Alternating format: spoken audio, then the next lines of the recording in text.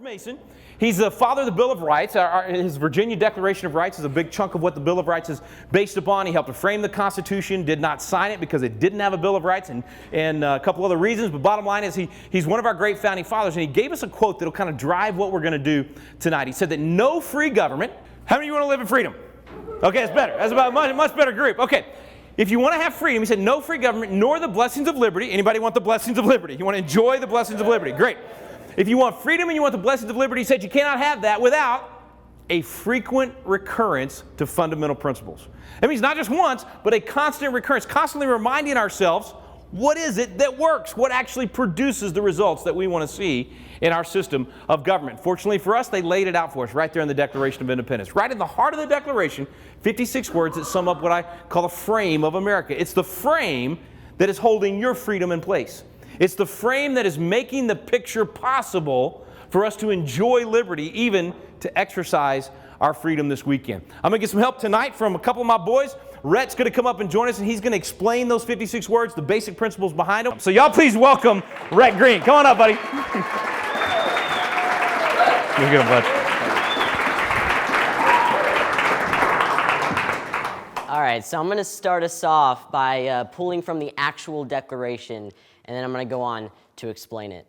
We hold these truths to be self-evident, that all men are created equal, that they are endowed by their government? Creator. They are endowed by their Creator with certain unalienable rights, and among these are life, liberty, and the pursuit of happiness. And that to secure these rights, governments are instituted among men, but driving their just powers from the consent of the governed. Now, guys, in the words of the Declaration, there are four basic frames that really represent the frame of America. First, the Founding Fathers began with the basic idea that truth is real. It is obvious and it does not change. Second, they also made it clear that God is the source of freedom. Like the Declaration says, our rights don't come from any elected or appointed officials, but they come from God Almighty. Third, the just powers of government can only come from the consent of the governed. That's you and me. The word consent is used 3 times in the Declaration and 11 times in the Constitution. So obviously the Founding Fathers didn't want the government's use of power without our consent. They wanted us to always remember that the government's use of power without our consent is tyranny. Now, the last part of the frame is the pursuit of happiness. This is the free enterprise system that has made America the most successful nation in history.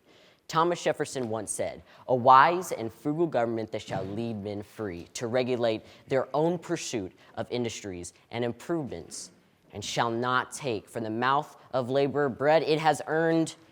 This is the sum of good government." Now let's all do our part in preserving those 4 basic and yet extraordinary principles. Now please join me in welcoming back my dad. All right, good job, bud. There you go. Well done, well done.